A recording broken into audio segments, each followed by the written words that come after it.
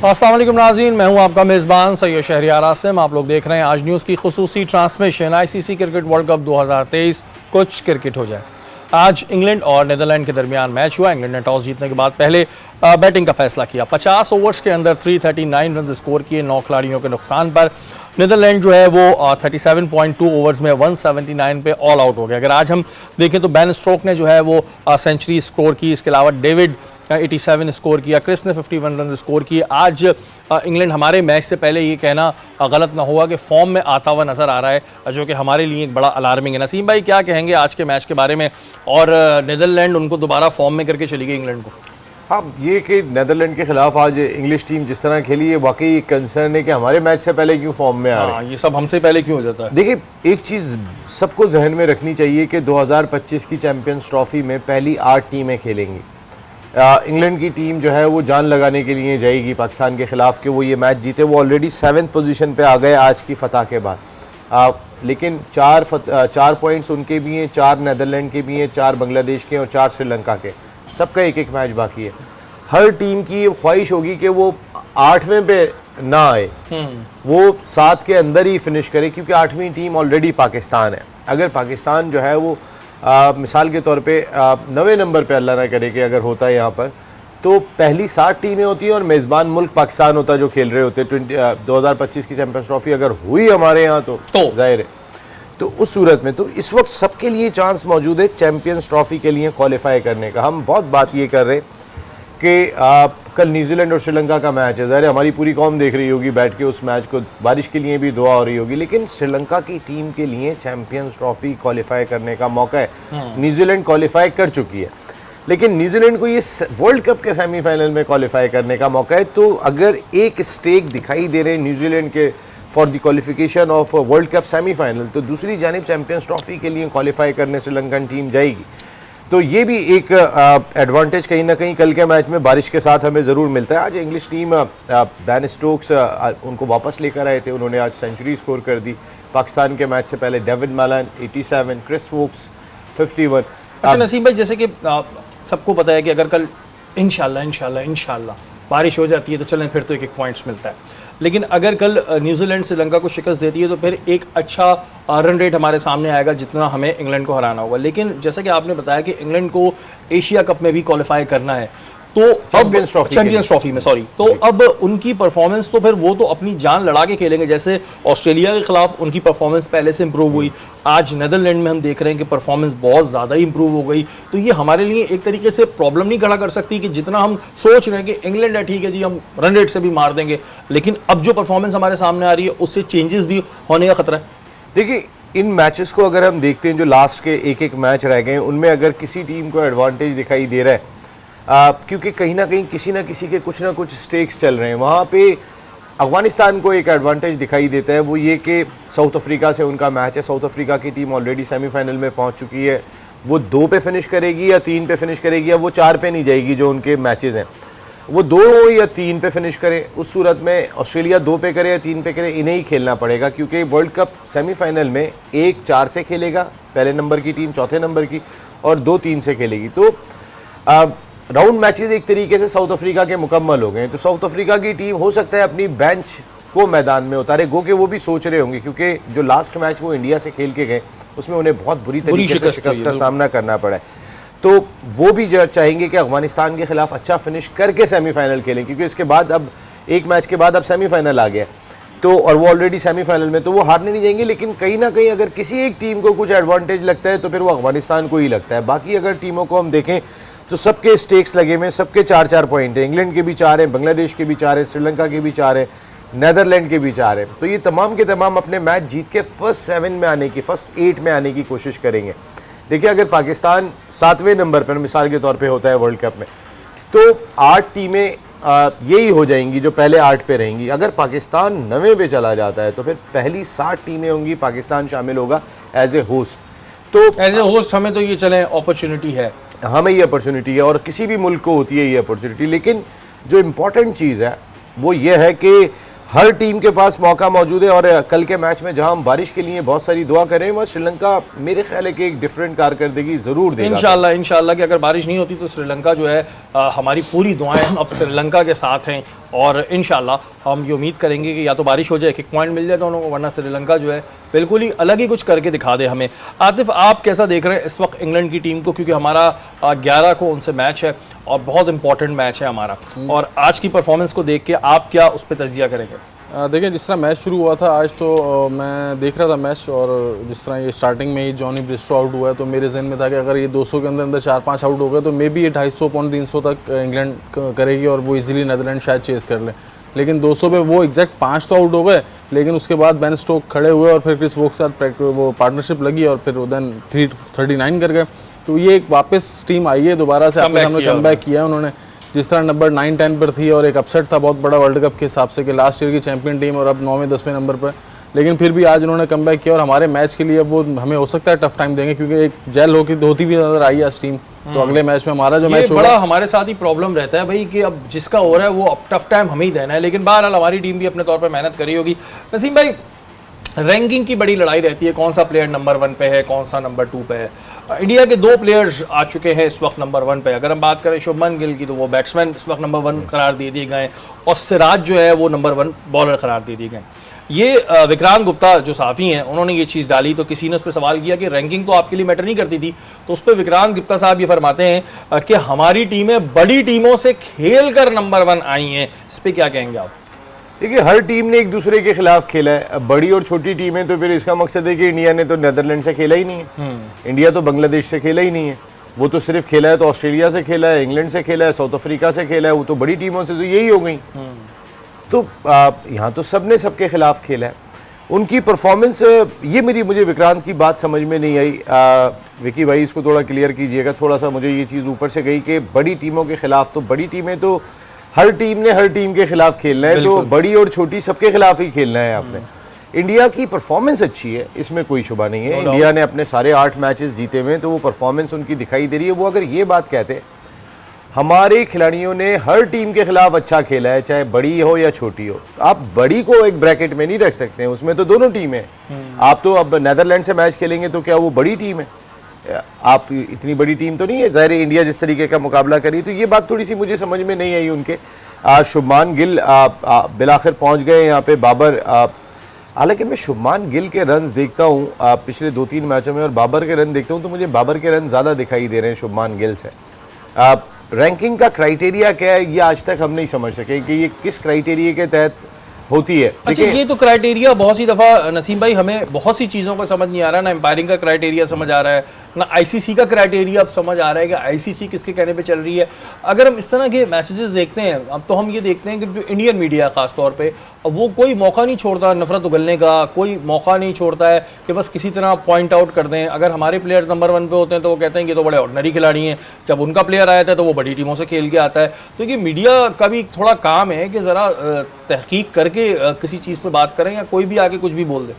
देखिए, मीडिया और हर कोई ना इस वक्त कोई भी शोबा आप उठा के देखें, हद से ज़्यादा प्रोफेशनल होता जा रहा है और कंपटीशन बढ़ता जा रहा है। अब ऐसे में ना अब इसको आप मीडिया को ये भी कह सकते हैं, मीडिया को आप ये भी कह सकते हैं इस सूरत में कि उनको भी स्टोरीज चाहिए, उनको भी कुछ ना कुछ ऐसा कोई अनोखा करके दिखाना है कि उनकी भी रेटिंग चले। हाँ, स्टोरीज ठीक है, लेकिन कुछ बातें ऐसी होती हैं जिसका कुछ सर पैर होता है।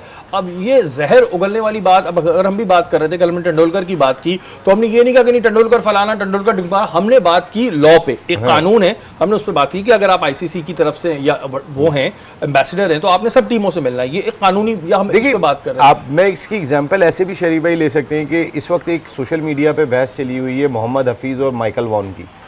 उस बहस में ये शामिल है कि हफीज़ कह रहे हैं कि विराट कोहली की जो बैटिंग थी उसमें सेल्फिश अप्रोच नज़र आई थी उनकी, और वॉन कह रहे हैं कि वो वर्ल्ड क्लास इनिंग थी। फिर आज हफीज़ ने कहा, उसी ट्वीट के अंदर बात कही कि फ़र्क ये होता है टीम के लिए खेलना और अपने लिए खेलना, कि आज बेन स्टोक्स को देखें वो टीम के लिए खेले, तो वॉन ने इस पे क्लियर ये किया कि वो पिच और कोलकाता की पिच में बहुत फ़र्क था, वो कोहली की वर्ल्ड क्लास नॉक थी।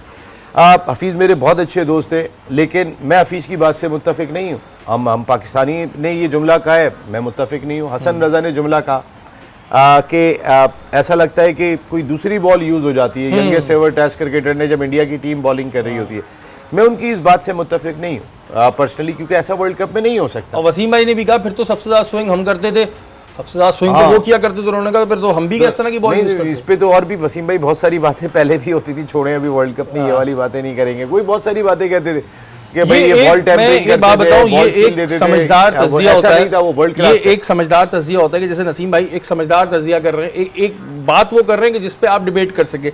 लेकिन हम कुछ देखते हैं इंडियन मीडिया खास तौर पे कि वो कुछ ऐसी डिबेट करते हैं कि जिसका सर पैर नहीं होता, और भी चीज़ों में करते हैं। और अगर हम क्रिकेट की बात करते हैं तो वो डिबेट ना किया करें।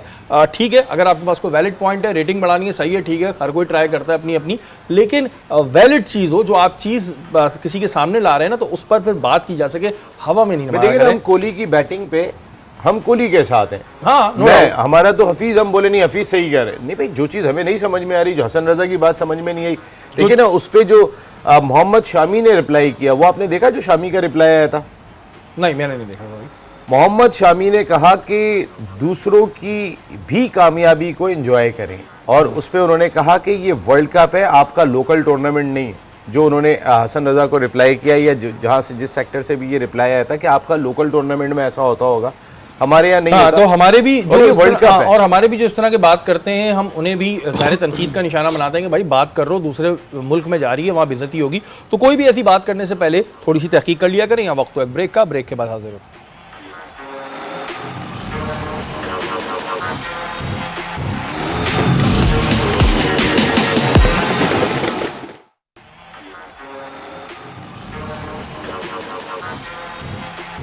वेलकम बैक नाजरीन, आप लोग देख रहे हैं आज न्यूज़ की खुसूसी ट्रांसमिशन। और वर्ल्ड कप बिल्कुल अब अपने आखिरी मराइल की तरफ बढ़ते हुए है, और ये फाइनल होना है कि आखिरी चौथी टीम कौन होगी। न्यूजीलैंड भी लाइन में खड़ा हुआ है, पाकिस्तान भी लाइन में खड़ा हुआ है, और अफगानिस्तान भी कहीं ना कहीं से लाइन में घुसने की कोशिश कर रहा है।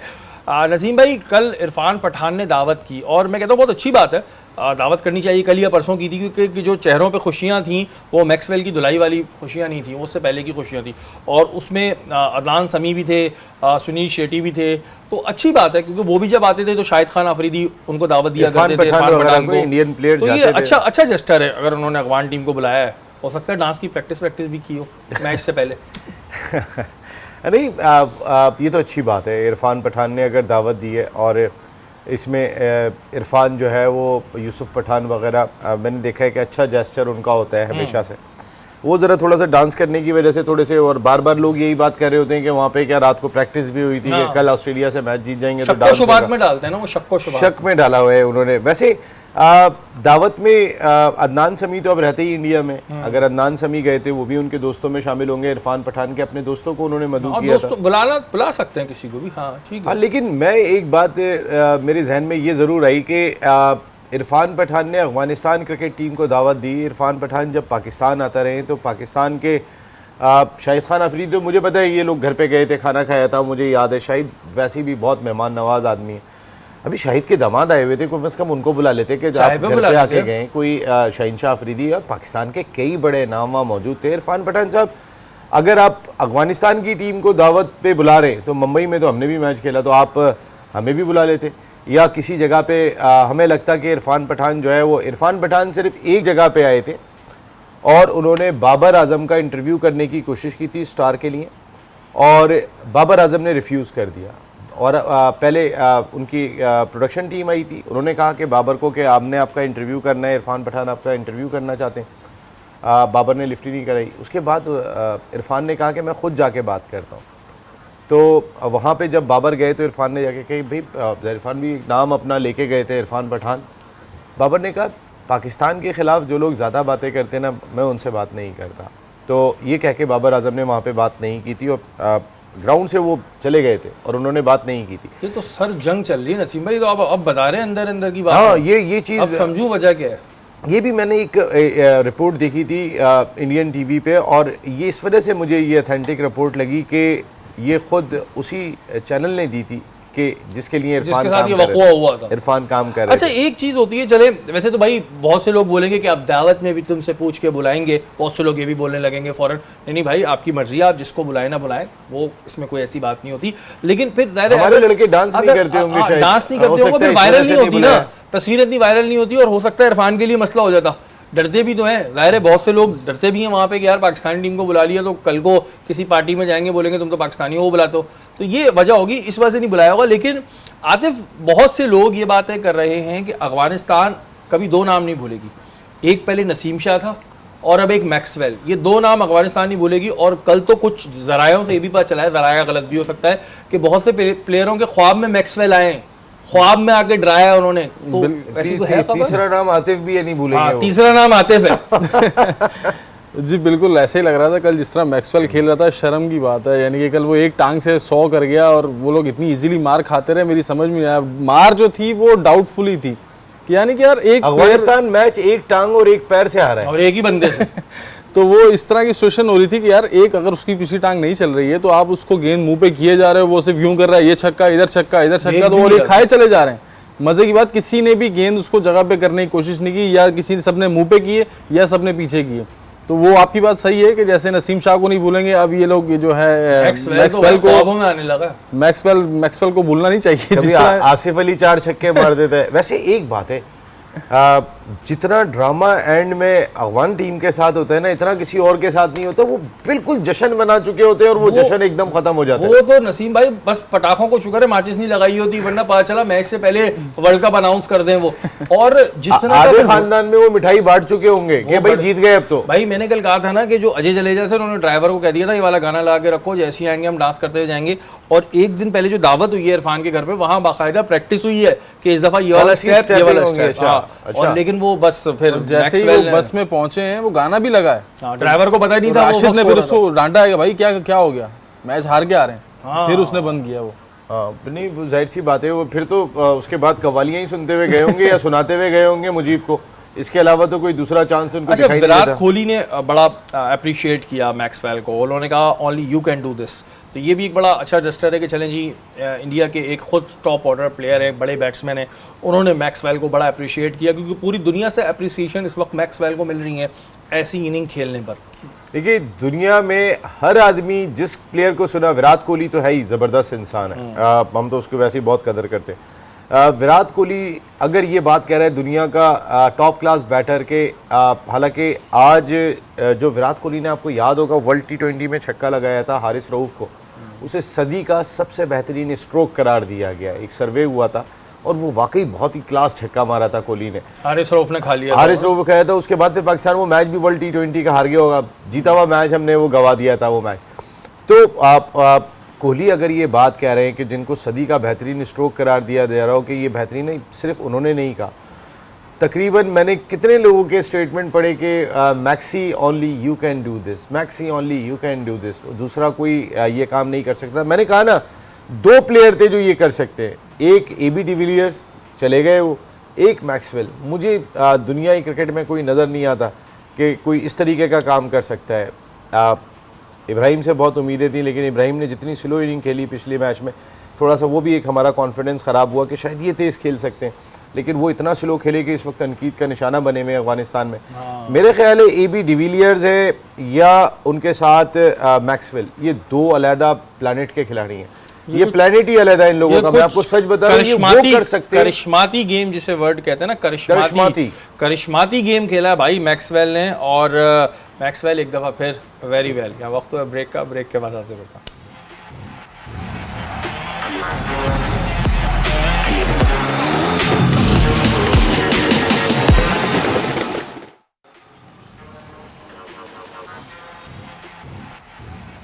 वेलकम बैक नाज़रीन, आप लोग देख रहे हैं आज न्यूज़ की खुसूसी ट्रांसमिशन। इस वर्ल्ड कप में एक और ख़बर है जो हम आपसे शेयर करेंगे, वो ये है कि जो बांग्लादेश क्रिकेट बोर्ड है उसने रिक्वेस्ट की है ICC से कि वक़ार यूनिस को आईसीसी कमेंट्री पैनल से जो है वो निकाला जाए, जस्ट बिकॉज ऑफ कि उन्होंने ऑन एयर शकीब अल हसन को तनकीद का निशाना बनाया था मैथ्यू के टाइम आउट पे। नसीम भाई, वैसे जो आपका तो ज़ाहिर तज्जिया होगा, आप बताएंगे, लेकिन जो मुझे भी लगता है कि ऑन एयर किसी भी कमेंटेटर को, आया वो पाकिस्तान से हो, आया वो इंडिया से हो, क्या ये चीज़ करनी चाहिए थी? क्योंकि जो भी शकीब अल हसन ने किया वो अकॉर्डिंग टू लॉ किया, कानून के तहत किया, आईसीसी का कानून था तभी उस पर इम्प्लीमेंट भी हुआ। क्या उन्होंने जो डिमांड की है वो सही की है? अब मेरा नहीं ख्याल कि देखें, अगर क्रिटिसाइज़ किया था उस वक्त, अगर आप देखें क्रिटिसाइज़ जो भी किया था वहाँ पे वकार यूनुस ने, तो वो एक जेंटलमैन गेम के हवाले से किया था कि उनका रवैया जो था शकीब का, वो स्पोर्ट्समैन स्पिरिट के मनाफी था। तो इस पर उन्होंने कहा था कि अगर ये ऐसा नहीं करते तो अच्छा होता।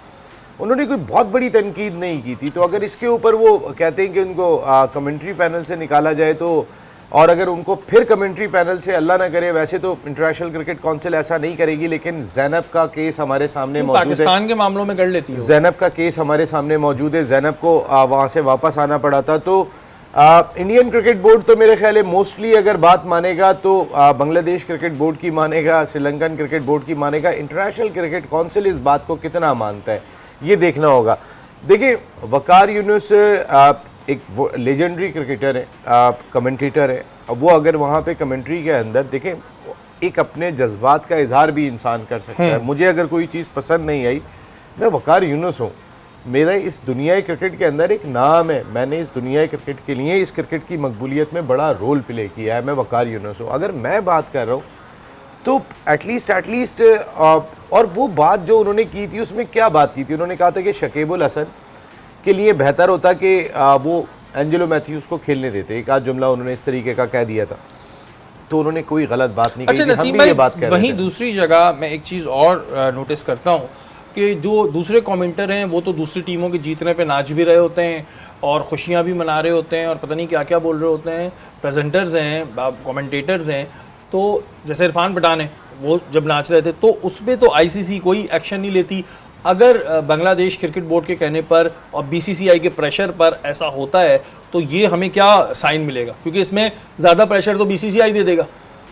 देखिए, आपको याद होगा शेरी भाई, जब ज़ैनब अब्बास का केस हुआ था तो उसका रीज़न जो बताया गया था वो 6 साल पुराना ट्वीट था। भाई, अगर जिस तरीके के मामलात इंडिया में चल रहे थे, मुसलमानों की वीडियोस आ रही थी, तो उस पर अगर ज़ैनब ने एक तबसरा कर दिया था तो उस वक्त तो मेरे ख्याल है बहुत सारे लोग बहुत सारे लोग तबसरा कर रहे थे, लेकिन इंटरनेशनल क्रिकेट काउंसिल ज़ैनब को रोक नहीं सकी जब वहाँ से प्रेशर आया था। तो अगर ये प्रेशर डेवलप जे शाह साहब की तरफ से हो गया तो इंटरनेशनल क्रिकेट काउंसिल वकार यूनुस को रोक नहीं सकती है। ये मैं आपको बिल्कुल क्लियर बता रहा हूँ। वो बिल्कुल टुथलेस जो हमने बात की थी लाइन है, और इस लाइन के बारे में आप जो है वो कोई बहुत ज़्यादा तबसरा नहीं कर सकते हैं। वो अगर बीसीसीआई ने कह दिया जी वकार यूनुस आपको जाना पड़े तो जाना पड़ेगा, लेकिन हम कहीं तो फिर अगर वकार को मिसाल के तौर पे आना पड़ता है तो कहीं तो अपना एहतजाज रजिस्टर कराओ। रमीज़ रजा साहब, आप भी बैग उठाएं, बोले मैं भी नहीं रुकूंगा यहाँ पे, क्योंकि ये तो इंसल्ट है कि एक शख्स जो है जो क्रिकेट पे बात कर रहा है, मेरी राय है, किसी को पसंद आए ना आए, और वो राय उन्होंने जो दी थी वो उस खेल से रिलेटेड दी थी कि अगर शकीब चाहते तो उनको बुला लेते तो इतनी कोई बुराई नहीं थी इसमें। एक जेस्चर अच्छा चला। चले हम इस बात को बिल्कुल मानते हैं कि जो शकीब ने किया था वो आईसीसी का कानून था, लेकिन उस वीडियो में जब मैथ्यू उनके पास गए तो उन्होंने ऐसे किया जैसे वो उधार मांगने आए। वो थोड़ा सा मुझे बुरा लगा था। तो वो इट्स लुक सो ऑकवर्ड कि यार आप एक दोनों टीम्स हैं, आप इस तरह का बिहेवियर कर रहे हैं, तो शायद इस वजह से भी वकार यूनुस ने कह दिया हो। देखें, मैंने आपको कहा ना शेरी भाई, ये जेंटलमैन गेम तो खत्म हो गया, हुआ करता था, वो कभी हुआ करता था। आप इस चीज़ को तो दिमाग से निकाल दें कि ये कोई जेंटलमैन गेम रह गया। और दूसरी चीज़ ये कि शकीब के लिए वो मैच जीतना, वो कह रहे हैं मेरे लिए ज़रूरी था, तो वाकई उनके लिए वो मैच जीतना ज़रूरी था। उनकी टीम के अब 4 पॉइंट हुए। अगर वो कल ऑस्ट्रेलिया को जिस दिन हमारा मैच है सैटरडे को, अगर हराने में कामयाब हो जाते हैं तो वो क्वालिफाई कर जाएंगे। आपको पता है वो तो जो है क्वालिफाई कर सकते हैं अब चैंपियंस ट्रॉफी के लिए। तो उनकी कोशिशें भी हैं। इस वक्त अगर बांग्लादेश की टीम हमें 8वें नंबर पर दिखाई दे रही है तो वो तो क्वालिफाई नहीं करती है। अगर 8वें नंबर की और बिल्कुल जी, ये जो चीज़ें होती हैं, ठीक है अब आप मैच भी जीत गए, लेकिन इस तरह की चीज़ें मुझे बांग्लादेश क्रिकेट बोर्ड से एक्सपेक्ट नहीं कर रहे थे। बहरहाल आपने किया, लेकिन अगर आईसीसी ऐसा कुछ करती है तो वो बीसीसीआई के प्रेशर में अरे करेगी, ये उसके बाद हम उसको बात हमने करेंगे। नसीम भाई, बांग्लादेश क्रिकेट बोर्ड को जिस तरह हम बात करते हैं ना, अफगानिस्तान को हमने हाथ पकड़ के चलना सिखाया, ऐसे हमने बांग्लादेश को तो हमने गोद में उठा के चलना सिखाया। मैं आपको सच बता रहा हूँ, हमारे विल्स कप ये खेलने आते थे, हमारे डोमेस्टिक ये खेलने आते थे, हम इनको तैयार करते थे, हम इनको ग्रूम करते थे। और लेकिन जब नसीम कभी बात होती है इंडिया की, ये जाके उनकी गोद में बैठ वो जाते हैं। नेकी कर दरिया में क्रिकेट के डाल, मामले में वो जाते ही जाते हैं। हमारा ये नेकी कर दरिया में डाल, ये हमारे बड़े बुजुर्गों ने सिखाया, नेकी कर दरिया में डाल। नसीम भाई, कल का मैच बहुत इंपॉर्टेंट मैच है, ऐसा लग रहा है कि कल इंडिया पाकिस्तान का मैच है, ऐसे पाकिस्तान की आवाम देख रही होगी। न्यूजीलैंड श्रीलंका, क्या लगता है, पहले तो बताया बारिश के कितने कवी इम्कान हैं, उस पर कितना हम रिलाई करें, सुबह से कितनी दुआएं करनी है बारिश पे, और अगर बारिश नहीं होती है तो जैसा कि आपने बताया कि श्रीलंका के लिए भी वो मैच बहुत इंपॉर्टेंट है और न्यूजीलैंड के लिए भी है। शरीफ भाई, 15 दिन से तो हमारा वर्ल्ड कप अल्लाह तवक्कल पे चल रहा है, सजदों में चल रहा है, रुकू में चल रहा है, हाथ उठा के चल रहा है। आप 15 दिन से आप उठा के देखें और जिस तरीके के रिजल्ट आ रहे हैं, कभी मैक्सवेल जो है वो एकदम से अंत मचा करिश्माती कर देता है कुछ, कभी न्यूजीलैंड साउथ अफ्रीका से 190 रन से हार जाती है, जो हम एक्सपेक्ट नहीं कर रहे थे कि 190, वहीं तो हम करीब हैं। तो ऐसा लक फेवर कर रहा है कि हमें तो ग्राउंड में कर रहा है कि उस दिन बारिश भी हो गई और हम खेल भी अच्छा गए और हम न्यूजीलैंड को हराने में कामयाब हो गए, वहाँ भी हमारा लक फेवर किया। देखें, क्योंकि 400 रन, फिर 400 रन थे, हम हो सकता है बना लेते, लेकिन 400 के लिए जाना पड़ता। अल्लाह ना करे एक गेंद फखर की हो जाती तो फिर उस मसले में आते, हमारे वाले घबरा जाते हैं लेकिन अल्लाह ताला की आपको वहाँ भी मदद आई, अल्लाह ताला की मदद मैक्सवेल की सूरत में भी आई, अल्लाह ताला की मदद न्यूजीलैंड के 190 रन की शिकस्त पे आई। तो कल बारिश की उम्मीद रखें, क्यों परेशान हो रहे हैं? चले जी, कल मान लेते हैं कि बारिश हो गई, इंशाल्लाह बारिश हो गई, ठीक है, बट आज की जो इंग्लैंड की परफॉर्मेंस है, आपको लग रहा है बड़े आराम से हम उनको हरा देंगे? क्योंकि इतने अपसेट देख चुका हूँ ना, अब ये गुनाहगार आंखें बहुत कुछ देख चुकी हैं। अगर श्रीलंका ने न्यूजीलैंड को हरा दिया तो समझ लें हम भी हराएंगे इंग्लैंड को। तो आपको भी परफॉर्मेंस बिल्कुल, मुझे उम्मीद है पाकिस्तान क्रिकेट टीम बिल्कुल हरा सकती है। मैं आपको कह रहा हूँ ना, अजीब से रास्ते बने, ये हमारी क्रिकेट टीम की सलाहियतों से नहीं बने, उनकी सलाहियतों तो से इनकार नहीं है, उनकी परफॉर्मेंस से नहीं बने ये रास्ते, उनकी परफॉर्मेंस कारकर्दगी से नहीं बने, ये सिर्फ पाकिस्तानी कौम की दुआओं से जो है वो बन रहे हैं। आतिफ, आप बताएं मुझे कि कल के मैच की क्या आपकी प्रेडिक्शन है?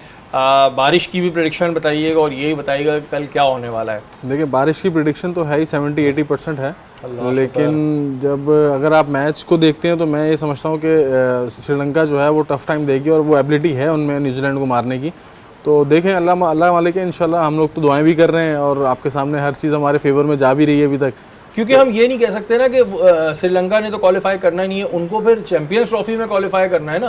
अब ये जो नसीम भाई ने पॉइंट बताया, ये तो जहन में नहीं था कि हम कहते हैं यार ये तो कहेगा हम तो हार ही रहे हैं, लेकिन फिर चैंपियंस ट्रॉफी में कैसे कोई हारना नहीं चाहेगा, कोई भी हारना नहीं उनको भी चाहेगा। लगी हुई है। जी बिल्कुल, कोई भी हारना नहीं चाहेगा चैंपियंस ट्रॉफी की वजह से। जो 8 टीमों ने क्वालिफाई करना है उसके लिए हर कोई अपनी जंग में लगा हुआ है। ठीक है, वर्ल्ड कप से भी बाहर हो गए, लेकिन एक चैंपियंस ट्रॉफी का एक ऑप्शन है, तो इसके लिए कल हो सकता है कि कल श्रीलंका जो है न्यूजीलैंड को इजीली इंशाल्लाह भाई। देखिए, पहली तो दुआ करें सारे मिलके कि बारिश हो जाए, और अगर बारिश ना हो, बच्चों ये हाली, हाँ बारिश ना हो, बच्चे जैसे कहते हैं ना अल्लाह मियाँ बारिश दे, 100 बरस की नानी दे, ऐसे बच्चों से दुआएं करवाएं अपने घर में। और अगर बारिश नहीं होती, मिसाल के तौर पे नहीं होती है, तो श्रीलंका के किसी प्लेयर के अंदर मैक्सवेल वाली करिश्माती ताकत आ जाए, कुछ ऐसी दुआ करें। अब ये तो कल ही पता चलेगा कि क्या हुआ है। हमारी ट्रांसमिशन का वक्त खत्म हो गया, कल इंशाल्लाह ताला दोबारा मुलाकात होगी। तब तक के लिए अपने मेज़बान सैयद शहरियार आसिम को इजाज़त दीजिए। पाकिस्तान जिंदाबाद।